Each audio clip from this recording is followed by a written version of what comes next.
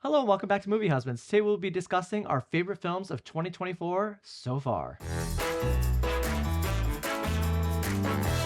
So this is a first for us. Yeah. Although we're going to start doing this every year. We're going to do 3 films each. So our 3 top films of the year, we're not going to put them in any particular order, but we're just going to discuss 3 of our favorites. Some of them we might have reviewed. Some of it might be a little repetitive, especially on my end. Jeffrey sees a lot more films outside of Movie Husbands. I did ask with each of these movies if you wanted to watch them. I'm sorry. So I'm I was putting exhausted one Sunday, and then you drove all the way like an hour away, and I just couldn't. I needed a break.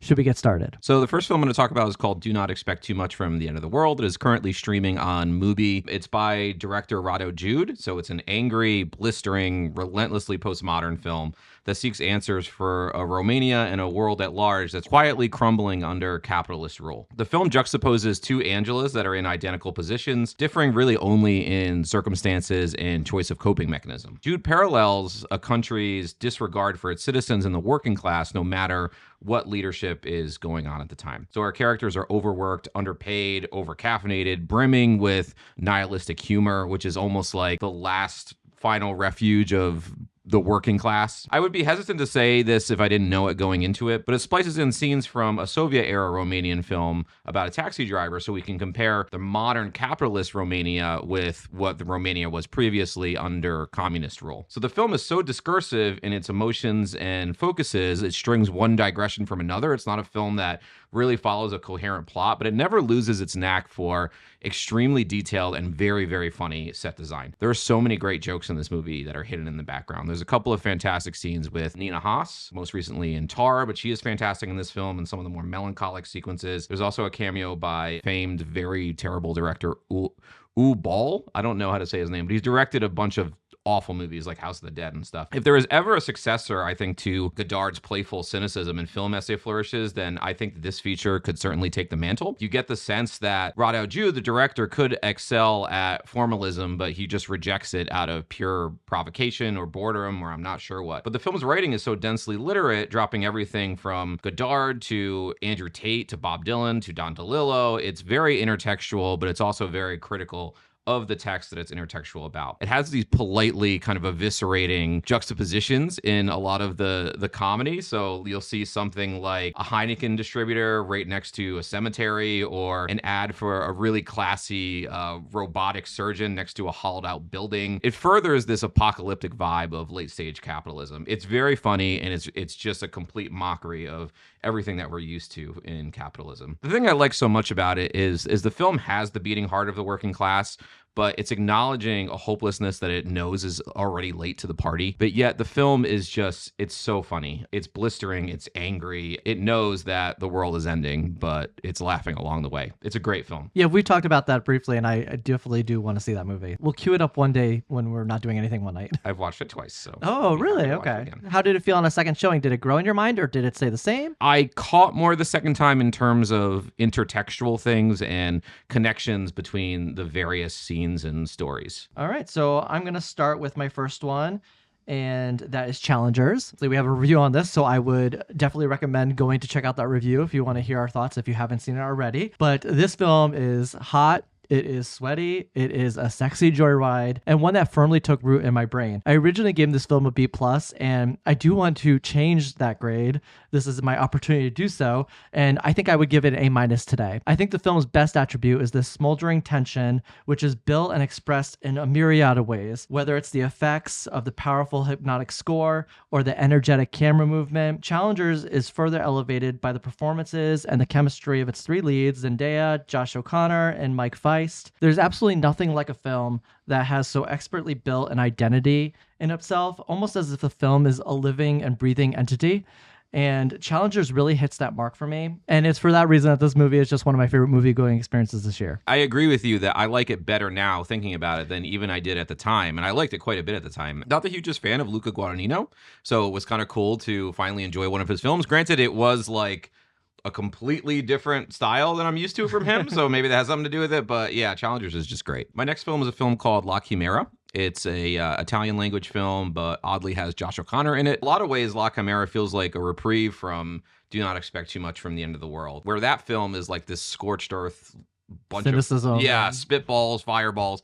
This film is an elegy. It's a melancholy account with a lot of whimsy. It's about an archaeologist named Arthur who's uncovering Etruscan tombs, raiding them for profit throughout Italy. But the film, it breathes and it expands across these wide shots, demanding that the setting be felt and smelled and tasted. Arthur's character bumbles around in this suit. It's so dusty. He looks so disheveled all the time. And the film employs like a sort of Greek chorus of a band, filling in necessary information and backstory. Like, it's a really odd little motif, but it works so nicely in the film because the film has this vibe of magical realism. It oddly fits into it really well, but I think would be corny in other circumstances. I love films that are precisely constructed and very obvious in their craftsmanship, which oddly this film really isn't. This film defies explanation in a way that's similar to like Pacifiction last year that I could barely even talk about why that movie is so good, but there's this quiet, inexplicable wonder to everything happening on screen. At times it's meandering, it's thrilling, it's remorseful, it's mourning, but it creates this own reality of shape-shifting narratives and tones that's just beautiful to see. It's an adventure film that morphs into a romance, then a thriller, and then finally is sort of like a spiritual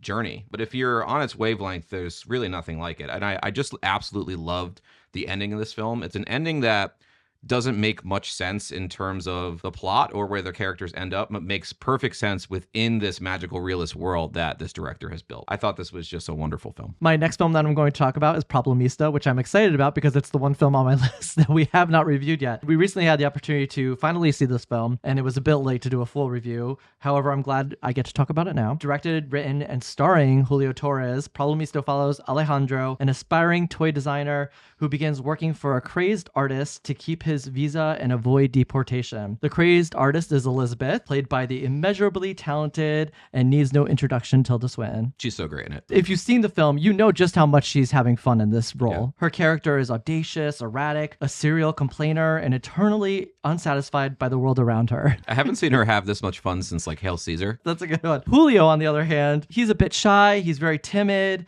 That being said, he's boundlessly creative, empathetic, and he sees purpose in meaning where others don't. And he knows exactly what he wants, but he almost lacks a little bit of the drive or the spine to get there. And I found Problemista to be a wonderful little story about finding that spine and the courage to chase what you want. I think Torres and Swinton play off each other with such impeccable comedic timing in this film. Elizabeth is like this firework that you light up and you drop it from the air. And you know it's going to be a wild show, but you have no idea which direction it's gonna go in. And the way Alejandro casually goes along for this ride, despite how unpredictable she can be, really adds to the humor of it all. There are so many funny little details I could list in this film, but for the sake of time, I'll name just a few of my favorites. After losing his job early in the film, Alejandro is forced to go on Craigslist to look for some money. This is my favorite part. The film employs this character to play like the narrative of Craigslist in his mind as he's reading through all these different jobs in a very seductive manner.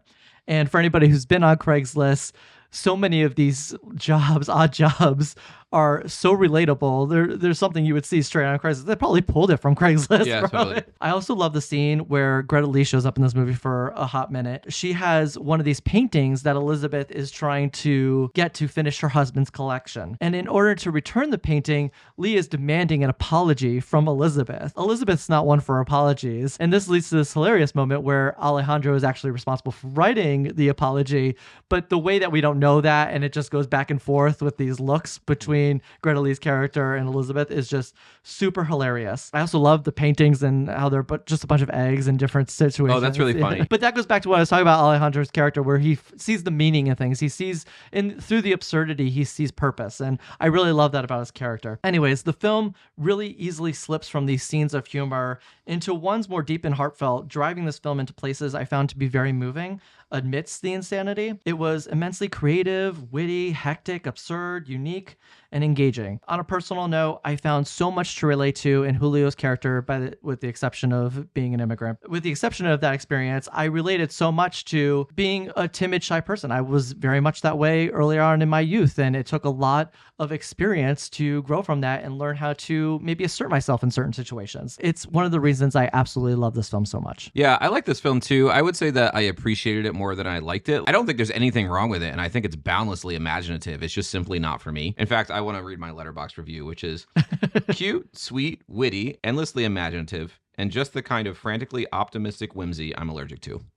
and I absolutely love. That really condenses what I love most about films a lot of the time. So my final pick is The Beast, which is a Bertrand Bonello film. He's an extraordinary stylist. He's a director that I've really liked for some time now. Him being a stylist is actually like a characterization I often use as an insult to directors, I think.